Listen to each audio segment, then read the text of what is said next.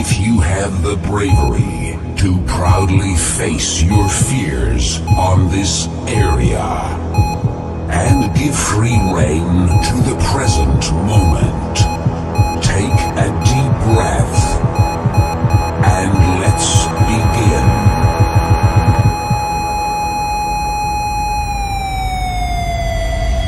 Welcome to the dark side.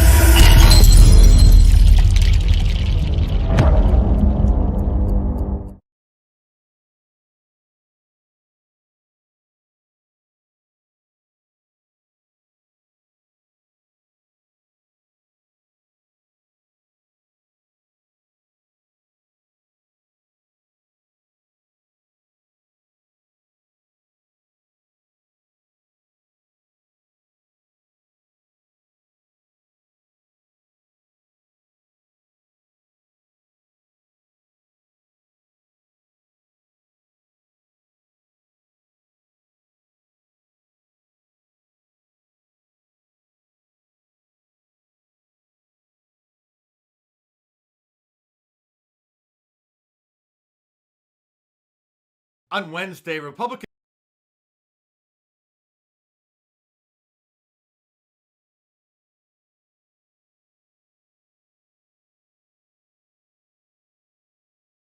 voted to remove Liz Cheney, a congresswoman from Wyoming, from the leadership position within the party as conference chair because, well, traitors like her have no position being in the Republican Party, let alone in a position of leadership.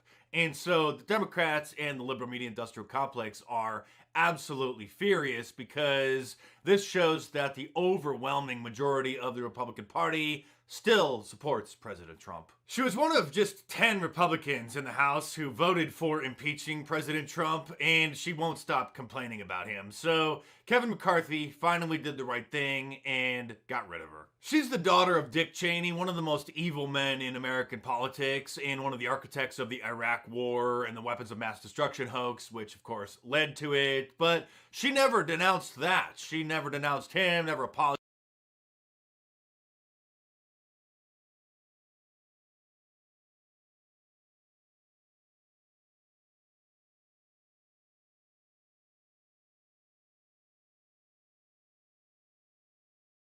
for that or the countless unnecessary casualties and injuries that war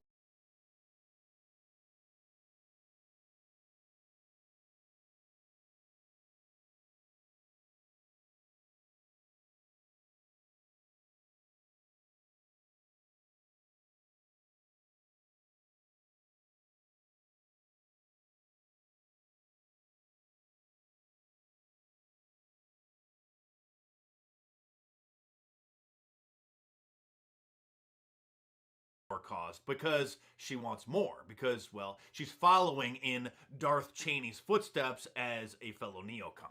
All throughout the Trump administration, she criticized his foreign policy because she thirsted to send our troops to more wars for foreign countries. So she's much happier under the Kamala administration. So now the big news is that over 100 Republicans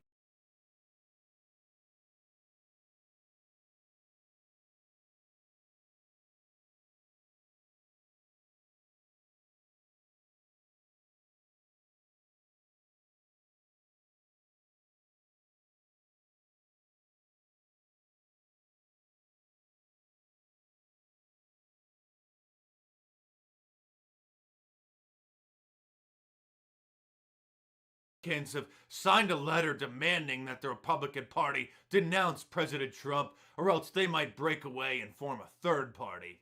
Republicans meaning rhinos, neocons, and globalists. Such heavy hitters like Jeff Flake, George Conway, and Evan McMullen. I'm sorry. Remember him? He's Mitt Romney's friend, former CIA operative. He has a head bigger than Brian Stelter's. I don't think he's held any political office, or if he did, it was some city council position in a small town in Utah somewhere. Donald Trump forever changed the course of the Republican Party and conservatism in America. And so the establishment is pissed. Every day, like literally every single day on cable news, CNN and MSNBC, they complain about January 6th and the insurrection, and only a dozen Republicans have denounced Donald Trump. And they've taken a term from World War II, the big lie, in an attempt to draw another parallel between Donald Trump and Adolf Hitler, claiming that everything that he said about the outcome of the election was the big lie. In reality, the big lie is the liberal media's claims that the protest at the Capitol on January 6th was an attempted insurrection and that President Trump incited it all. There are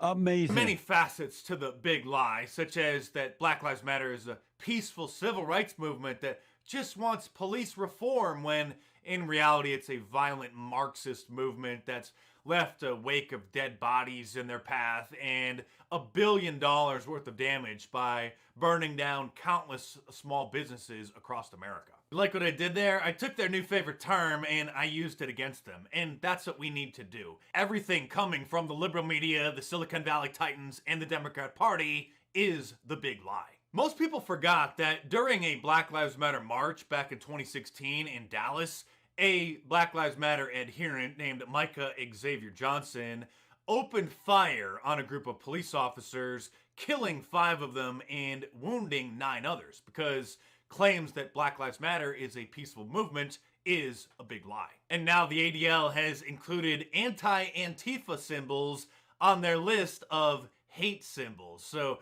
you're a white supremacist if you don't support Antifa. Am I the only one that every time I hear the words the president, I think of President Trump? Because old Joe is certainly not presidential. In fact, he's in hiding now more than he was during the 2020 campaign. I don't wish him any ill will, but it's going to be a miracle if he actually makes it through his full 4-year term without Kamala kicking him out and then appointing herself as the official president. He can barely put together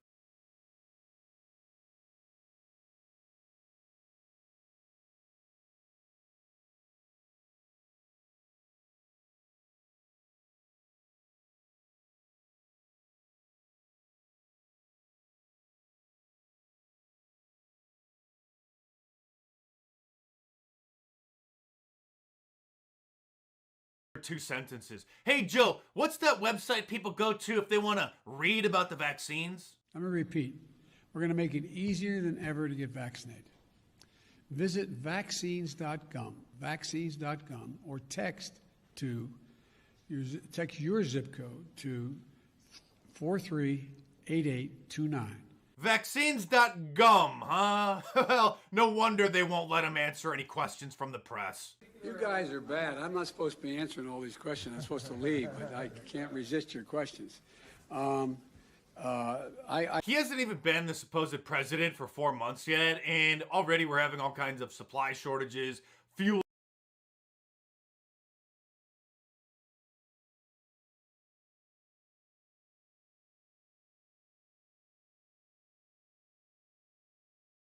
shortages, job shortages, hyperinflation. I don't think people understand just how bad